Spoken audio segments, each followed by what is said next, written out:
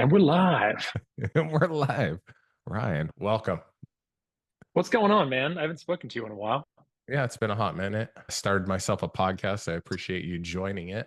Yeah. I've I've done 3 episodes. I assume this is going to be the best one Do you know how you can tell a podcaster? Because they'll, because because they'll they tell got you. they got their oh, they're like a CrossFitter Yeah. or a Yeah. vegan. A vegan cross-fitting podcaster. Yeah, I mean, I'm checking almost all those boxes. Two Yeah. out of three. What have you Well, I'll been leave doing that. today? It was just another work day. Sunny Las Vegas. It's nice here now. It's like 95. It's Oh, great. beautiful. Yeah, we're going into the best time of year. Now until June. Beautiful. Nice. So My kids, I just put them to bed and got out of the shower and they were like, hey dad, how old are you? It's like don't worry about 40, 44. And they're like, so it. you're getting ready to go to heaven? Like, Yeah, and yeah. then Alex like, man, you're old. He's like, you don't have to go to heaven until you're in a wheelchair or using a walker. And I'm like, like, Your what do they? imagination's kicking No, around. I know. They're already talking about me dying. That's the joys of being an old dad. You're like the oldest person they know. You're the best friend, their dad, and the oldest person they know. I am old. I'm 44. That's Dude, you're not fucking. that old. You're not that old, Oh, you have. but you know I'm that. not. No, but I. No, don't use that woo woo shit on me. No, I'm dropping off my kid like today. I mean, there's older parents there, but I'm definitely one of the oldest. There might be one or two other guys who are as old as me. So, Yeah, but look but at all the wisdom you're going to be able to share with him because oh you're yeah, old. I'm like, hey, let me Come tell on, you about man. your retirement plan. You should start Yeah. thinking about Yeah, you should. that. Yeah, He's yeah. like, I'm You, only five. you need to get a job and start saving 100% of your money. I think one of the first conversations I ever had with him when I brought him home was, hey man, let me tell you about your FICO score. I legitimately just brought it up to him when he was about 3 days old. And I'm like, I'm Mhm. just gonna start planting this seed now. They're little sponges, man. He remembers that. Maybe not, but Somewhere in his subconscious, it's going to kick in eventually. Why do I keep thinking about FICO score? so a little bit about you. You're from where are you from? What do you do? How'd you get here? So I was born in Auckland, New Zealand. I spent my first 18 years there before I came to the States. I always wanted to play college basketball. I made it my short life's dream at that point to want to come over to the States and play college basketball. And then kicked around and did that for a little while, graduated, then got my honorary American car loan, credit card, home loan. You got to have that. So, at what age did you start playing basketball? Oh man, I haven't thought about this in a long time. I probably started playing when I was 8 or 9. I don't remember how I picked it up, but I remember that there was like a few like very influential coaches at that time. And so I think that they always made it so much fun. And when you're kicking around with your friends and you know people there, it kind of just picked up. I was thinking about it earlier actually. I don't know. I just did it. I think I just showed up and I played. Was that a I high played. school program? No, it would have been like intermediate school. I probably when I started taking it seriously. So that would be middle school here. And how old's that? 11, maybe I 10, don't know. 11, 12, something like that. Yeah, you know. I was homeschooled, man. I had first Yeah, grade and then yeah, I yeah. did my GED. I don't You know had, what happened in between there. you had four kids in your class. Yeah, there was 4 other kids. We Yeah, all basically had similar yeah, curriculum all the way yeah. from, 4 years old to like 13, 14, 15, something like that. And we're all studying the same stuff. So, Well, now uh, now look at you doing a yeah, podcast. I got about a ninth grade education. So Yeah. I'm doing all right. Well, I got a bachelor's, and you're doing better than me. We're all doing the best we can. Okay. So you played in middle school, you played in high school. And is it same rules as the States? Yeah, I mean, relatively, if you want to kind of go deep into that, there's a few different nuances with rules and things like that. But the majority of it, basketball is basketball. In, let's see, like early 2000s, I mean, it wasn't very big in New Zealand. So we got we got a little bit of exposure to the NBA, and then New Zealand had their own league, and then the Australian league and things like that. So I loved it enough to just continue to do it without thought, almost. Like I wanted to play college basketball. So how did you tape your games? Did the school tape them or did you do it on your own? We did it on our own. So my parents were obviously a huge help with that. I do remember, like, I would always try the like you've met Bruce. Yeah. He's I, you wouldn't call him a basketball player, but he always beat me. Really? He's Yeah, he just a always beat big me. old Yeah, I remember this one time. I would have been like maybe 11 or 12, and we're like, playing horse out in the driveway, and our driveway was sloped, and the basket was on the front of the house above the garage, and he would always just, I don't know what it was. It was like old man accuracy or old Yeah. man strength, Yeah. and he would always beat me. And we were playing one game, and you could typically go to 21 or horse or whatever you want to play, and I'm playing, and it's like 19-19, and I challenged him to this most ridiculous shot. It was like all the way like 50 feet out into the road, and it was a face back to the basket. He did like a left hand just throw over his shoulder, Yeah. and he fucking made it. Wow. I always remember that. But the story behind that was like he would always come out and play. He'd always come out and shoot around with me. Wow. So That's a good dad. yeah, I mean, for sure, he had no idea what I don't want to say he had no idea what basketball was, but he came out and shot around with me virtually every single time that I asked. And so I feel like that was a pretty good like That's huge, mm, man. yeah. And so To- they were obviously super supportive of me. And when they kind of figured out I was maybe good enough to go and play, Mhm. we just started filming games. Wow. Back then, so it's on VHS, and you probably know this, like NTSC and PAL, the two. Yeah. And Different formats. yeah, I must have made like 50 tapes. I probably Yeah. made 50 of them. And then I started getting calls from a few coaches in the States, and they were telling me, hey, thanks for your footage, but it doesn't work Oh because it was man. on the wrong footage. And it was hundreds of dollars at that point, a lot of time and effort. So that's in a roundabout way how I started to like get my name out there. How many colleges hit you up? Would- Not very many. I'd say probably 6 to 8 did.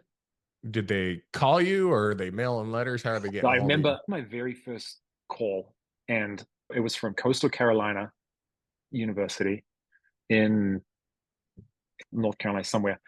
And they called me. So what is it? It's the equivalent of 3 hours from East Coast to West Coast, and then another 5 hours from the West Coast to New Zealand, right?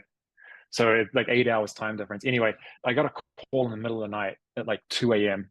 And as Oh soon wow. as I woke up out of it, I knew exactly what it was. And I was so stoked, like so excited. And I answered the phone, I try not to sound sleepy. And I just remember this guy, we talked for like 5 minutes or something like that. And he said, thanks for your time. We'll look through the tape. And, I was so overly appreciative Yeah. because Somebody it was a huge deal. yeah, somebody took the time to actually look at your tape and give you a Yeah. call. That's a big Yeah. deal, especially, Yeah. it's not like today where you can just send them Oh, man. a file and press play. Put your clips on YouTube or Instagram or whatever, and just, there's so much more exposure now. But then you're talking about the difference in a country, a country away. So Yeah. yeah, I can for surely say that that time in my life, I worked so hard and was so focused, maybe more than any time in my life. And you obviously got selected by somebody. How did that come about? Did they try you out or you just are like, yeah, I'm coming out and I swear I can do it. How does Pretty that work? Pretty much. I mean, like you'll send kind of game footage, and then you'll send, at least this is what happened when I was doing it, and it's probably the same thing. So you try to put game footage down on there, like whole game footage, so that you can see flaws. And then you put some maybe footage of you doing drills or shooting drills and things like that, and like highlighting your particular skill. I remember I got a call from a junior college in California, and those schools, they didn't offer scholarships, Oh, and wow. that's kind of what I was after. But again, I was just so determined to go over there, and I just took it kind of year by year after that. But yeah, Coach Ed Maddock, I remember his name. He's still one of the best coaches I've ever had for various reasons. And he took a chance and he, because I mean, what am I six? I'm a 6'3" white guy that has a skill set that I can shoot the ball a little bit. Like I'm a dime a dozen. You know what I mean? Yeah. Like back in the day, I was semi-athletic, so I could move pretty well. But I mean, I'm still a dime a dozen. So Yeah, not but only you're handsome and you have an accent, so that will well, help bring fans in that didn't for a come from small luck. college. Just a scrawny kid from New Zealand that had no idea what he's getting into. And I went to Weed, California, of all places. Talk about So, like a different culture shock. so how was it when you flew into the States? It took 18 months, 2 years to like from inception to sending tape over to like arriving in the country, probably. I meet you at Sacramento Airport. When's your flight? I was like, okay, my flight's here. He's like, all right, I'll pick you up. And I got off the plane. I had two massive suitcases and I went and sat down next to the carousel. And then this guy came in who's still a friend of mine to this day, Pat. He came in. He's like, hey, are you from New Zealand? Are you Ryan from New Zealand? I was like, yeah. He's like, oh, let's go. And then we went to his car. What was the van ride? Oh man, that's where my love of Young Jeezy came from. Because I got in the car. This guy Pat was driving. Pat Rose from Klamath. Two guys from Georgia, Quincy and Demarcus, and then the coach. I can explain a little bit about him. Like he's a phenomenal coach, but he's a intense dude, and he's driving. He's like on speed all the time. He's just so stoked about everything, and he's like driving on the freeway, and he keeps leaning over and looking at me, and he's kind of swerving and shit. He comes over and he grabs my legs, like my knees, and he's like, Yeah. "Oh shit, man, you got to put some weight on." Oh And so, shit. and he turns back around, like cuts traffic off, and he takes me to a taco truck, and he gets me two burritos and a gallon of water. He's like, "Eat this shit every day. Eat this shit every day. Wow. We're gonna lift every day. You'll be a beast. You'll be an animal." So I did, Yeah. and then I found Taco Bell. Yeah, buddy. Welcome to the States. So you were in Weed for a while playing for them, and then you transitioned to another college. That's the ultimate goal. Virtually, it was the ultimate goal of every player on that team. And that team was still one of my favorite teams this day because it just had a bunch of dudes from everywhere, like Yeah. Queens, Brooklyn, Georgia, Wow. Bay Area, San Diego. And it was a really good team too, but it just kind of the style of basketball and is different. One of the off seasons in college basketball, everything clicks for you. Yeah. The speed clicks, the intensity clicks, the school clicks, your social aspect clicks, like everything clicks, and you just feel like you kind of come into your own, like you grow up a little bit in a way. And so that was instrumental in getting me to the next part of that journey, which turned out to be Oregon Tech. My main goal was like I wanted to get a scholarship. I wanted to say that I got a scholarship to play college basketball in the States. That Oh was yeah, my that's goal. That was huge. my Huge. ultimate goal, and it happened. It was great. Congratulations. So you were at Oregon Tech. You guys successful over there? Yeah, we were really successful. You met this next coach. His name's Danny Miles, and I think now he's retired, but he's the third, fourth, or fifth, like most winningest coach in college basketball history among any Wow. division. Wow. So I remember going to his house and like nonchalantly behind his couch is like letters from Clinton, Obama, like Coach Krzyzewski, who's like an amazing college basketball coach. Dean Smith, Roy Williams, just congratulating him on his like 1,000th win or something like that. Wow. So yeah, it was pretty awesome. I met all the people that are now still in my life.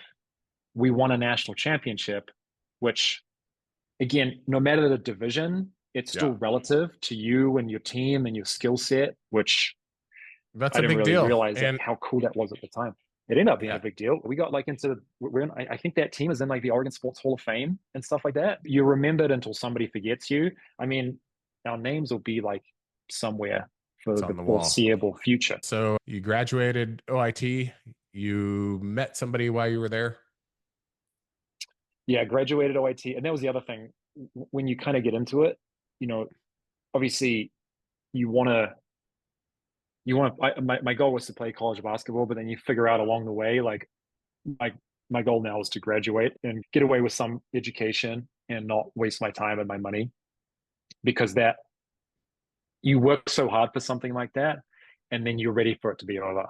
Yeah. I walked away with a girlfriend, now wife, and a good education, some great friends, and some better experiences. That experience solidified, I guess, one of the greatest life lessons of you can do some shit if you really want to. Here I am podcasting Yeah. ever since I was 5 years old.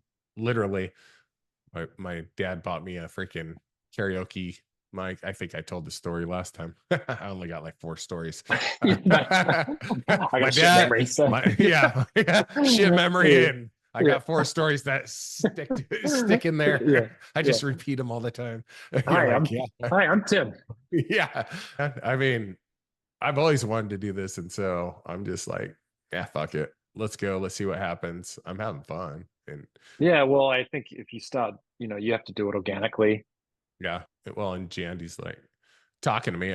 I'm like, dude, I really don't have a lot of hobbies, and so I'm always into tech, and so it's like, I, I'm not off the property. I got my own studio set up here, and yeah, it's just kind of fun, and I get to talk to the people I love. So that's the first time I've told you that, but I love you, man. Yeah.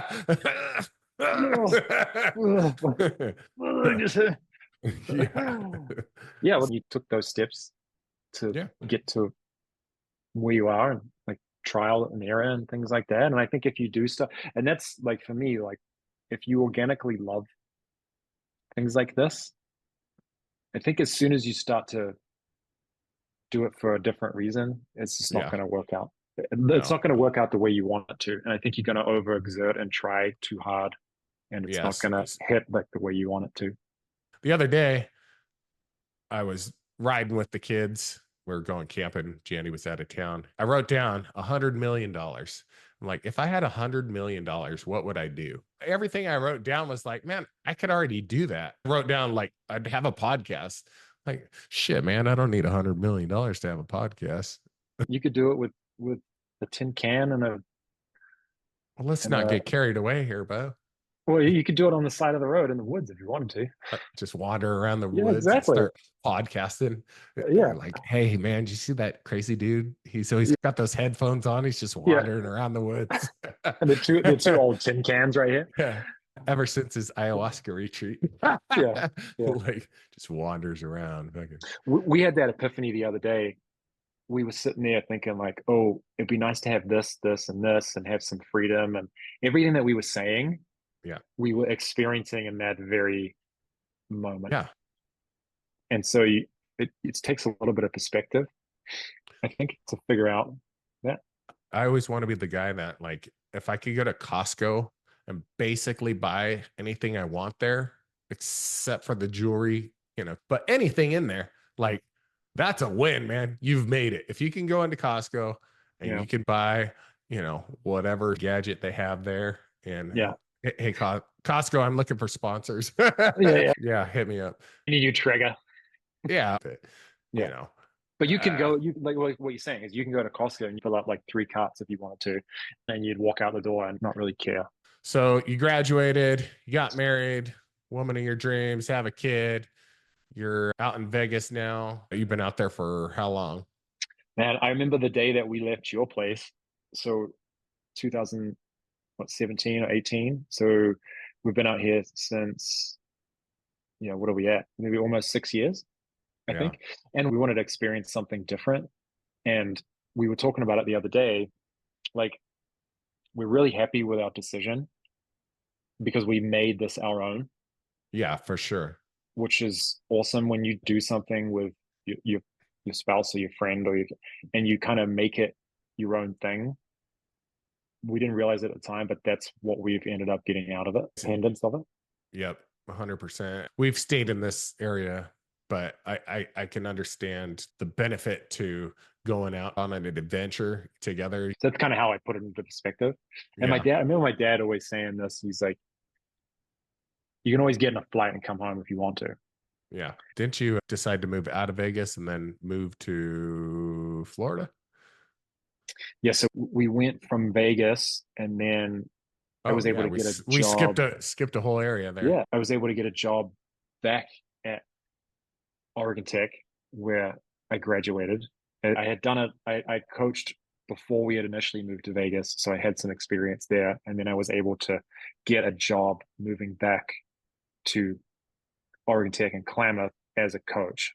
And so, like one thing, and maybe other people can relate this way, but when you do something ultra competitive for a long time, you can't just really turn it off.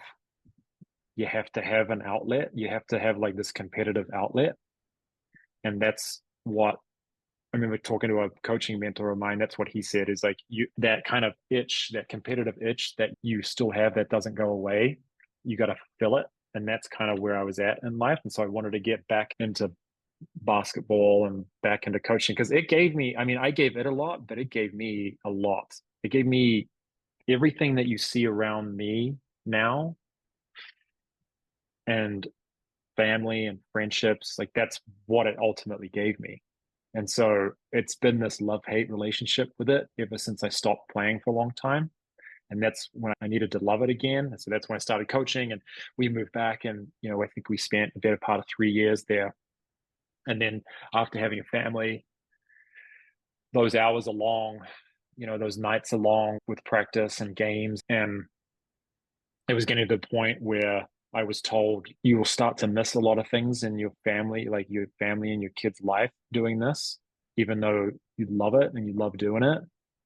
And that ended up resonating with me. And so in another situation, like a Vegas situation, we just said, fuck it. Like we had some family move to Florida. Let's move to Florida. Let's try it. And so we stopped. Didn't we stop outside your place with that Yeah, massive? you stopped at our house, and I literally remember your man, my good buddy Ryan and Amanda. They're moving to Florida. I'm like, fuck, they're gonna be on the other side of the country. This sucks. I was sad, and so I was thinking like, how can I get them to stay? And I just was like, I'm just gonna pray. I'm just gonna pray about this. And as you Yeah, walked out the door, I was like, hey Ryan. I know it would be funny. Don't they have hurricanes over there? Yeah. And you're Oh, you like, put it no, out to the no, universe. man. You're like, no, man. They haven't had a hurricane hit there in like 5 years. It was like Yeah. 5 years or 10 years or something like Yeah. that. And you Yeah. walked out the door. That was like literally one of the last words out of your mouth. And you Yeah. guys drove all the way across the country. That was like, I think the one of the best probably times of certainly my life. I would maybe vouch and say that for my wife. We got in a motorhome and drove like for 3 or 4 weeks across the country and Wow. saw all this cool stuff and met these great people. So you get to Florida and And settle two in. weeks, I think, two Yeah. weeks or something like that. We started hearing rumblings of, those hurricanes take maybe a week, 10 days to kind of come up through the Gulf and then figure out where they're going to go. And so we got down there and we were there. We were staying at my mother-in-law's place and we started hearing rumblings of all these, there's a potential hurricane coming. We'll kind of monitor it. And so we ended up kind of we talked it out prior to it getting really close. And you talk to a lot of people down there and they've been through so many of them. And they just say, get prepared, get some gas, get some water, fill the bathtub up with water, move all your shit into the bathroom and kind of to the center of the house. And so we kind of sat back and I remember we were watching our son on the swings on a part of the island. And we just said, if we didn't leave and we had the opportunity to, knowing that we have no connection here right now yet, stuff, only some stuff was there. If we don't leave and something happens, we're gonna like this is one of those kind of parenting moments when you're like, we must do what's best for our family. And so we ended up road tripping. And again, like lemons into lemonade, we road tripped all the way up through Florida, all the way into Georgia, all the way up into South Carolina and North Carolina to stay with some friends. And we're kind of monitoring this thing, and it ended up turning into one of the most disastrous hurricanes that place had seen in 100 years. And Yeah. so we had to like life on the road for like a month, living out of our car, and we went up and stayed with some friends in North Carolina, and luckily that worked out, and they were accepting, and we could stay there and everything like that, and we just took our time and figure out what to do next until So that hurricane had passed. And then you decided maybe Florida's not for you. Man, we really tried. Yeah. I mean, we Yeah. both like love the beach. You know, we both love the beach and we wanted to be close to it. And it's a much better place to visit than it is to live. So you guys headed back to Las Vegas, Yeah. Had settled back in there, and Yeah, had no choice. And then as you kind of talk through these things, you can look at each thing and you can look for its positives and its negatives. Every single thing that we've done has had a negative to it, but if we choose to look into the positive of it, and we're in a much better place, even though some not so fortunate things happened along the way. You yeah, only figure that out until you take a step back. So moving to Vegas opened up even more doors for us. And we've settled in and had a great time here, a great life here. And we'll be coming on like 2 years on September the 28th was when that hurricane hit. And we got back here like a few days after and set life back up again. So we've been very fortunate along the way as well. But I think it's all about almost saying yes to things yeah. without You never know what decision you're going to make, and sometimes it turns to shit for sure. And then years later, you're like, man, I'm sure glad I did that. But at the time, you're like, oh oh, 100% this man. is a terrible decision. Yeah, And so from you can take 10 years and you look from the first to the 10th year, so a far better situation. Then you oh break it down into kind of micro compartments, and they're all, you can choose to think that they're not, but you can also choose to think that they are.